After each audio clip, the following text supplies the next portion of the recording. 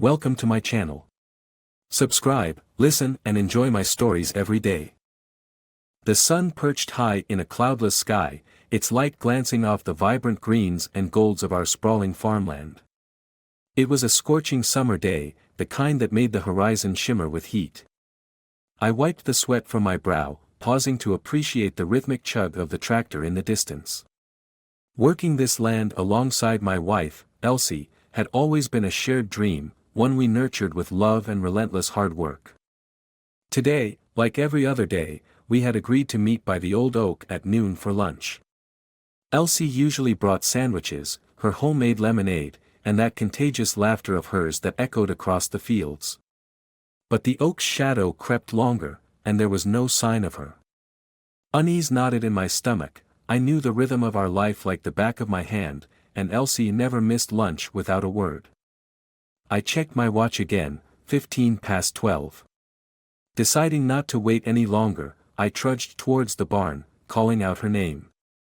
The barn was cooler, a respite from the sun's relentless gaze, filled with the familiar scent of hay and the sweet, musky odor of cattle.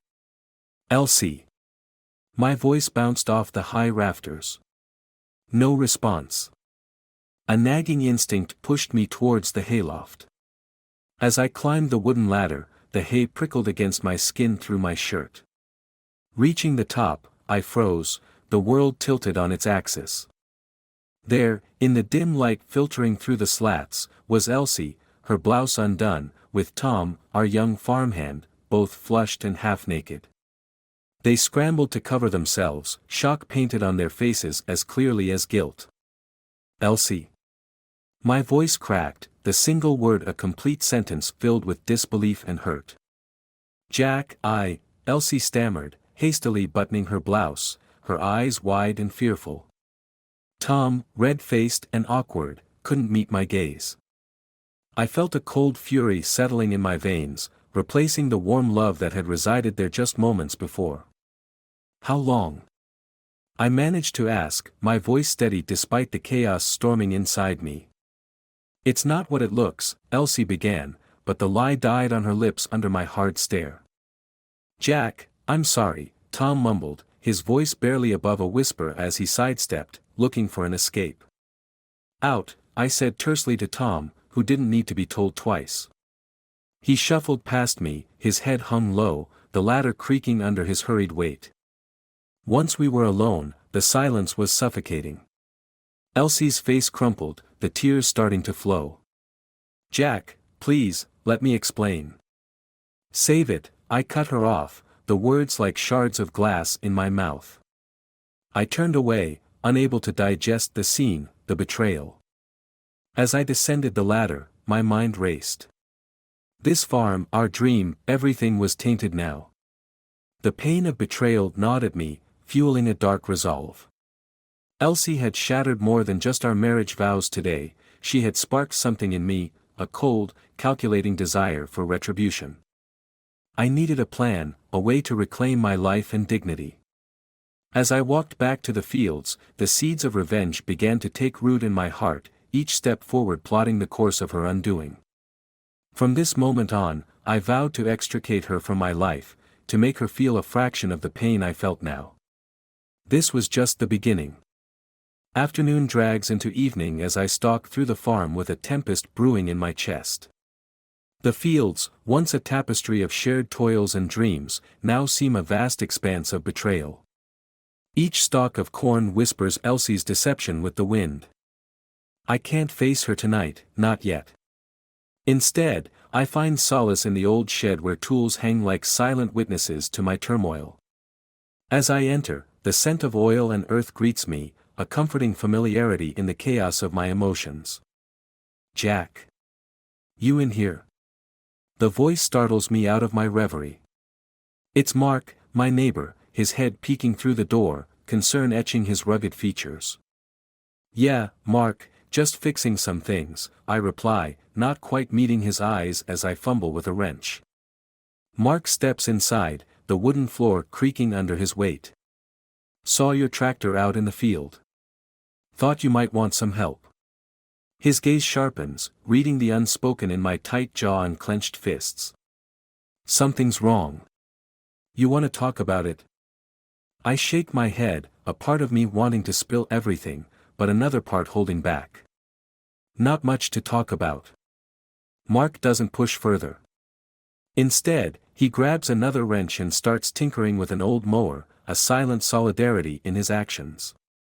We work side by side, the clinking of metal a temporary respite from my spiraling thoughts. After a few minutes, Mark speaks again, his voice low. You know, whatever it is, you're not alone in this. He pauses, giving me a moment to absorb the words. Anything you need, I'm here. I nod, grateful for his friendship, but my mind races with darker plans. As the sun sets, casting long shadows across the barn, I finally head back to the house. Elsie's car is parked outside, signaling her presence. My stomach tightens, but the ember of revenge keeps me steady.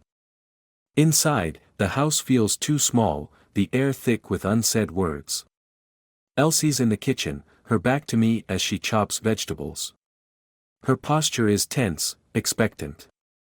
Jack, she starts without turning, her voice tremulous. Can we talk? I lean against the door frame, my arms crossed. What's there to talk about, Elsie? That you lied? That you cheated? Each word is laced with icy disdain. She flinches, then turns to face me, her eyes red-rimmed. I made a mistake. It meant nothing, I swear. It won't happen again. Meaning nothing doesn't make it hurt less, I snap.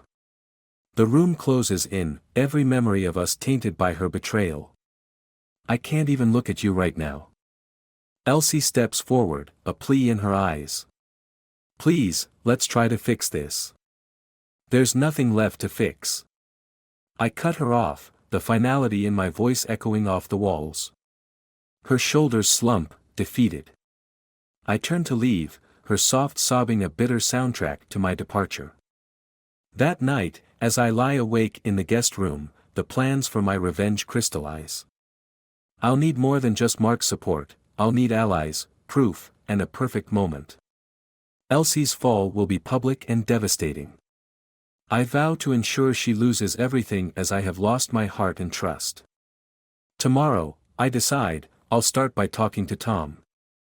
If anyone is as vulnerable as Elsie right now, it's him. And vulnerability is something I can use. The game has just begun. Morning breaks with the promise of retribution rather than renewal. The farm awakens slowly, a stark contrast to the turmoil within me. I slip out of the house as the first rays of sunlight creep over the horizon, avoiding any interaction with Elsie. The air is crisp, the sky a clear azure, but my thoughts are shadowed, heavy with plotting. I make my way to Tom's place, a small, run-down cabin on the edge of our property. My boots crunch on the gravel path, each step resolute. As I approach, I see Tom sitting on his porch, a cup of coffee in hand, looking out over the fields, oblivious to the storm heading his way. Morning, Tom, I call out, my voice steady, masking the anger simmering beneath. Tom looks up, startled, his eyes wary as he spots me. Jack, good morning. He sets his cup down, standing up stiffly. What brings you here so early? We need to talk.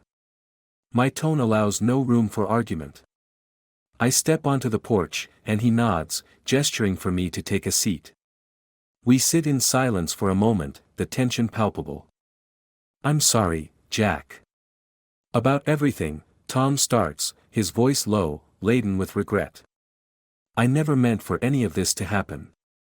Sorry doesn't fix what's broken, Tom. I lean forward, fixing him with a stare that makes him squirm. But maybe you can still do something to make this right. Tom looks confused, cautious. What do you mean? I mean, you're going to help me. Elsie can't just walk away from this without consequences. Neither can you. My words are cold, calculated. Tom's face pales, his anxiety clear. What do you want me to do? You're going to gather evidence for me. Texts, emails, anything she's sent you. And you're going to keep me updated on her moves, who she talks to, everything. I watch him closely, gauging his reaction. Tom hesitates, his struggle evident. Jack, that's really messed up. I can't spy on her. You will, I interrupt sharply, because if you don't, I'll make sure you're jobless by the end of the week. And after that, good luck finding work anywhere near here. The threat hangs between us, heavy and ominous. After a long pause, Tom nods slowly, defeated. Okay, Jack. I'll do it.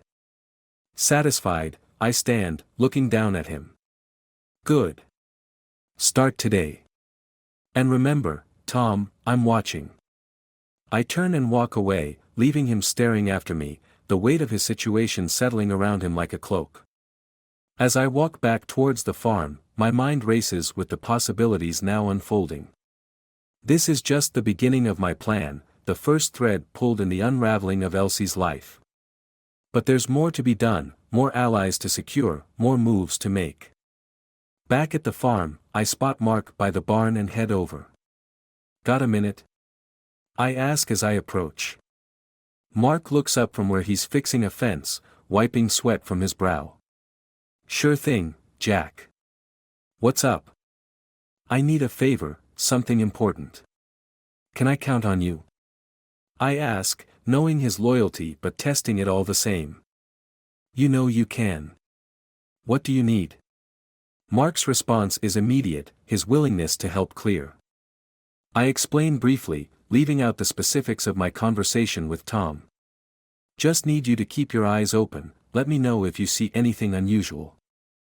Mark nods, understanding flashing in his eyes. You got it, Jack. I'll keep watch. As I leave Mark to his work, my resolve strengthens. This is more than just revenge, it's a cleansing fire, set to burn away the deceit that had hidden in plain sight. With each step, with each ally secured, I move closer to a final, devastating conclusion.